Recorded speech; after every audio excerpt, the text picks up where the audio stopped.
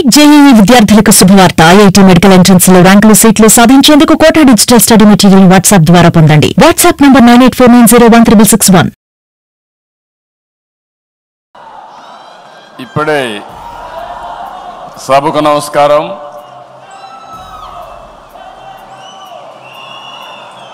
గట్టిగా అందరం కూడా ఎన్టీఆర్ అంటే గట్టిగా మీరు అమర్హని గట్టిగా చెప్పాలి. రీసౌండ్ రావాలి. మీ నియోజకవర్గాల్లో కూడా ఈ శబ్దం వినిపించాలి.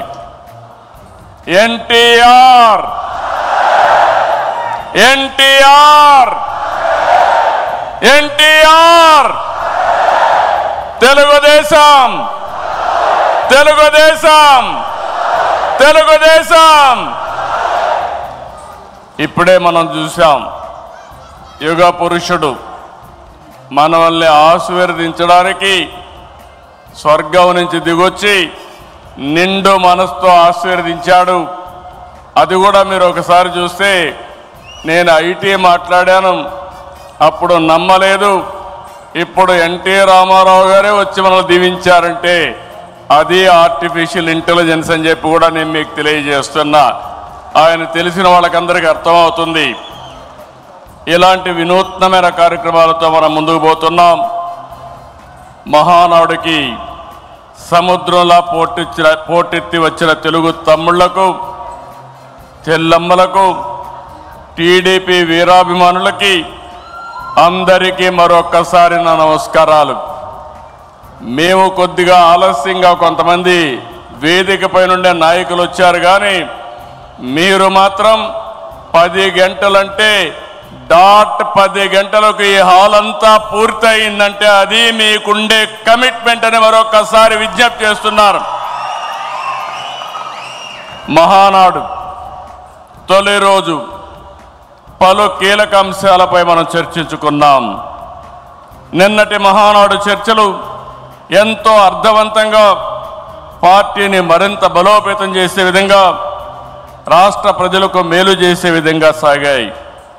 ఈరోజు మన పార్టీ వ్యవస్థాపక అధ్యక్షులు, తెలుగు తేజం, తెలుగు ప్రజల ఆత్మ గౌరవ శిఖరం, తెలుగు పౌరుషం, సినీ రాజకీయ సార్వభౌముడు శ్రీ నందమూరి తారక రామారావు గారి జయంతి.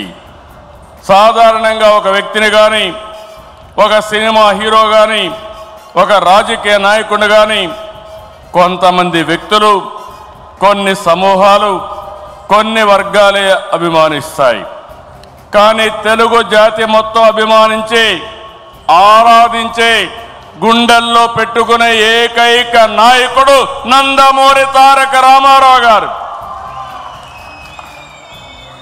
ఎన్టీఆర్ జయంతి అంటే తెలుగు జాతికి ఒక పండుగ రోజు, ప్రతి ఒక్కరూ స్మరించుకునే రోజు.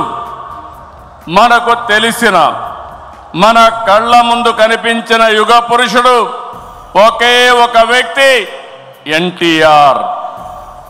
ఒకే వ్యక్తి 2 రంగాల్లో రారాజుగా రాణించడం మనం చరిత్రలో చూడలేదు. ఎన్టీఆర్ జీవితంలో ఎన్నో మలుపులు, మరెన్నో మెరుపులు, ఇంకెవరి జీవితంలో చవి చూడని మజిలీలు.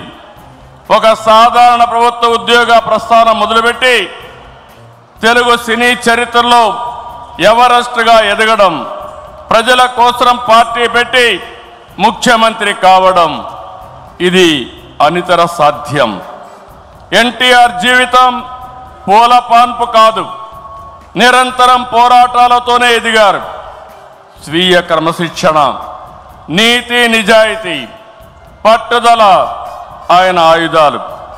పాలు అమ్ముతూ చదువుకున్న, ప్రభుత్వ ఉద్యోగం చేసిన, సినిమాల్లో నటించిన, రాజకీయాల్లో వచ్చిన, ఆత్మ గౌరవాన్ని, ఆత్మాభిమానాన్ని వీడని నాయకుడని చెప్పి కూడా నేను మీకు తెలియజేస్తున్నా. ఒక సామాన్య రైతు బిడ్డగా పుట్టి 33 ఏళ్లు వెండితెర జీవితంలో 13 సంవత్సరాలు రాజకీయ జీవితంలో అద్వితీయ చరిత్ర సృష్టించారు. అందుకే ఎన్టీఆర్ పేరు తలుచుకుంటే చాలు నరాల్లో ఉత్తేజం వస్తుంది. కొండనైనా ఢీ కొట్టగలిగినవే ఆత్మవిశ్వాసం వస్తుంది, పట్టుదల వస్తుంది. ఆ పేరే 3 అక్షరాలు ఎన్టీఆర్ అని మరొక్కసారి తెలియజేస్తున్నా. ఎప్పుడైనా ఎన్టీఆర్ విగ్రహం ఆయన ఒక్కసారి చూసి ఆయన రూపాన్ని చూసి మీరు ఏ సంకల్పం చేసినా అది సాధించే శక్తి సామర్థ్యం మీకు వస్తుందని మరొక్కసారి విజ్ఞప్తి చేస్తున్నా. చైతన్య రథంపై తెలుగు రాష్ట్రాలతో తిరుగుతూ గర్జించారు. ఆయన ప్రసంగిస్తుంటే ఆకాశమే ఉరిమినట్లుండేది. పార్టీ పెట్టి 9 నెలల్లో ముఖ్యమంత్రి అయ్యి రికార్డు సృష్టించిన వ్యక్తి ప్రపంచంలో ఒక్క ఎన్టీఆర్ అని చెప్పి నేను మీకు తెలియజేస్తున్నా. ఎన్టీఆర్ అంటే పేదోడికి భరోసా, రైతులకు నేస్తం, తాడి పీడిత ప్రజలకు ధైర్యం, యువతకు భవిష్యత్తు, మహిళలకు అండ, కార్మికులకు అభయం. అన్ని వర్గాలు కీర్తించే ఏకైక నాయకుడు ఎన్టీఆర్. తనను వెండితెర విలవేల్పును చేసిన తెలుగు ప్రజల రుణం తీర్చుకోవడానికి ఆయన రాజకీయాల్లోకి వచ్చారు. అందుకే ఎంత కష్టమైనా వెనుకడుగేయలేదు. 60 సంవత్సరాల్లో రాజకీయాల్లోకి వచ్చి చరిత్ర సృష్టించిన వ్యక్తి. ప్రజలపై నుండే ప్రేమాభిమానాలు, అవినీతి రాజకీయాల్ని కడిగి పారేయాలనే పట్టుదల ఆయన రాజకీయాల్లోకి తీసుకొచ్చింది. సమాజమే దేవాలయం, ప్రజలే దేవుళ్ళు అనేది పార్టీ సిద్ధాంతంగా మార్చారు. అధికారం అంటే బాధ్యతని చాటి చెప్పారు. పదవంటే సేవ చేసే అవకాశమని నిరూపించారు. పాలకులంటే సేవకులని చెప్పి దేశ రాజకీయాల అర్థాన్నే మార్చిన ఏకైక నాయకుడు ఎన్టీ రామారావు. ఎన్టీఆర్ పార్టీ పెట్టి కూడు గూడు గుడ్డ తన విధానం అని చెప్పారు. పార్టీలో ఇల్లు, నాగలి, చక్రంతో తన ప్రాధాన్యతలు వివరించారు. 43 ఏళ్లు ఎన్టీఆర్ రూపొందించిన పసుపు జెండా శాశ్వతంగా ఉంటుంది.